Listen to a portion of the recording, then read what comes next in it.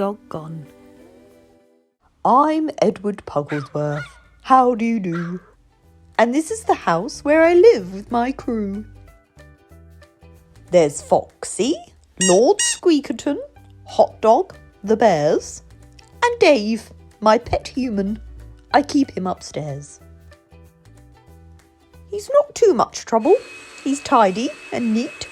He plays with his ball, and he eats the odd treat. I love my pet human.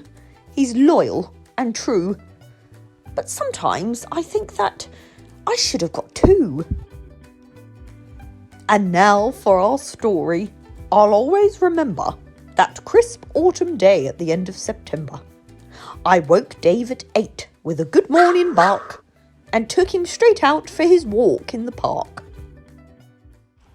The air cooled our breath as we kicked through the leaves. We bumped into Shadow. We said hi to Jeeves. We nodded to Heron, gave Rabbit a wave, and then we both froze and I hid behind Dave.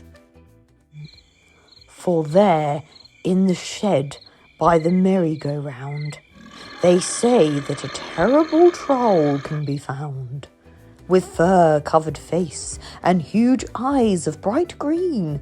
He loves chasing dogs with his eating machine. My heart was a-flutter, a leaf on the breeze, as we crept past the shed and the dark, twisted trees. And then we both ran, just as fast as we could, and we didn't stop running till Cherry Tree Wood. Relieved, we decided to play with Dave's ball, and that's when we noticed the rain start to fall. A rumble of thunder, the wind gathered speed. It's home time, I woofed and put Dave on his lead. We set off at pace, but the storm came in fast. And then, by the bench, I felt something zoom past. 2 squirrels, a flurry of grey, white and black. "Your acorns!" I shouted. "You've dropped them! Come back!" I picked up the nuts and began to give chase. I flew through those woods like a rocket through space. Alas, I could not catch that squirrely pair, so I turned to my human, but Dave wasn't there. I retraced my steps. Where on earth did he go? I bumped into Heron, but she didn't know. And neither did Rabbit, he hadn't a clue. I'd lost my pet human. What was I to do? I ran to the bandstand, I circled the pond, I looked through the wood and the meadow beyond. Finally, with a cold feeling of dread, I went back to check out the scary troll shed. I pushed with my nose and the door opened wide. I took a deep breath and I tiptoed inside. And there, in the darkness, an awful surprise.